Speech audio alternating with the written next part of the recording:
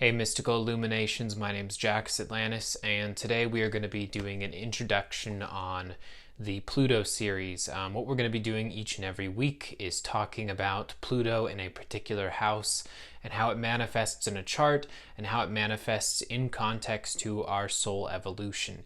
And this is something that I don't see a lot of discussion on out in the astrology community, and it feels sometimes like the reason for that is because when you first get into astrology or you get an astrology reading, you first start studying, you're usually told, of course, that the sun, moon, rising, Mercury, Venus, Mars, that these are all very important, and that essentially when we get to Jupiter, Saturn, Uranus, Neptune, Pluto, that they're more generational, and so it's a lot less of an influence or importance. And in a sense, that's true because collectively, of course, we're born into these roughly 10-year brackets of time in which several other people that are born within that decade are going to experience very similar Pluto placements as well as Pluto aspects. However, what we experience with Pluto in our chart is, for one thing, of course, the house it's born into is so incredibly important for understanding what part of the soul evolution journey we're on in this lifetime. Regardless of what happened in the previous lifetime, regardless of what's going to happen in the future lifetime, what exactly are we here to learn in this lifetime? And I think that that's an incredibly important place to start looking in astrology. And of course, the sun is important. It's the soul's expression through an archetype of the sign. And that's important to us understanding why exactly we're born into the situations we're born into, with the families that we're born into, the socioeconomic backgrounds we're born into. Why exactly are we born in these different places and different situations, and how exactly is that translating to an understanding of Pluto?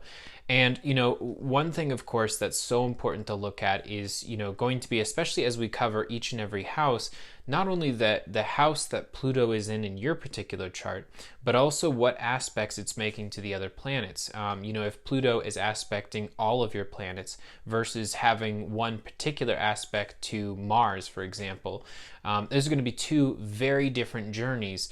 Even if everything else in the chart was incredibly similar, those are two vastly different situations. And so, for example, if you have, your sun squaring Pluto, or you have it conjunct Pluto, or you have it, opposing Pluto, these are going to show up in some incredibly obvious ways. However, I wouldn't rule out the minor aspects either.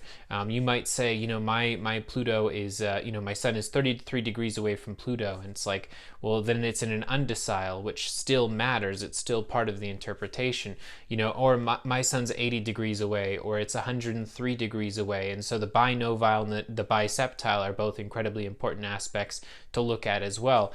They might seem minor in their sort of expression in a collective sense, but in your natal chart, each and every aspect, no matter how minor it seems, is incredibly important to the full understanding of who exactly you are. So next week, we're going to cover one of my favorite placements of all time, which is Pluto in the first house. It's going to be really interesting to talk about the ways that manifests and the way that it sort of, is expressed through your lifestyle, and through the way that you're perceived. But also looking at Pluto through all of the different placements is going to tell you a lot about just astrology in general. And sometimes, of course, we recognize Pluto is the planet of death and rebirth, and it's the returning to basically our soul, sort of like our soul source, if you will, or moving away from it and feeling the simultaneous urge to do both at the same time. The polarity there that's held within Pluto is so incredibly relevant with what we are going through collectively and in societies right at this moment. An understanding of Pluto, for example, being in Capricorn right now, will tell you so much about these last 10 years and about what we can expect over the next few years as well. Now through 2023 is going to be very, very interesting in all of the different ways that Pluto is going to express itself in the power systems and societal structures of Capricorn. And so we're gonna go over that. We're gonna talk about Pluto in the 10th, for example, and the way, of course, that's analogous to Pluto in Capricorn.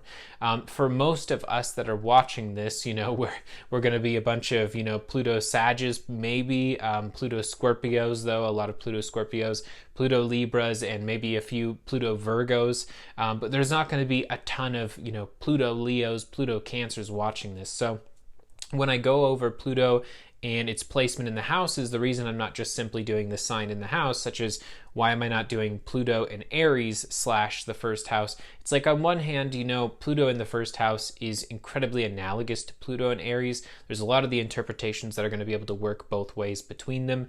And so keep that in mind as we're going through this. But, there's definitely no one here watching that has Pluto Aries or Pluto Taurus. It's, I suppose, incredibly unlikely unless there's vampires, that are very real and have lived for hundreds of years. But that's one of the things that we're going to be talking about each and every week is Pluto and the importance it has in our natal charts. And then, of course, we're going to talk a little bit about Pluto and its transits. And I'm also going to have some basically full video or full audio creations that I'm going to be doing each and every week on clearsightconsulting.net, where essentially I go further into each and every video. So, for example, when I do the Pluto in Aries / Pluto in first house video next week, I'm going to have then a full downloadable audio that's available, where it will talk about Pluto also in its context to the first house in synastry charts and how that expression works, or Pluto in the first house in a composite chart, Pluto in the first house when it's in a progressed chart. So we're going to be talking about these different things as well in more detail. So make sure and check everything out on clearsightconsulting.net. Make sure to subscribe to this channel if you haven't already, and check out all the other incredible content creators. Thank you guys for tuning in today. I'm really excited to be working on this with you guys, and I hope you all have an amazing rest of your night.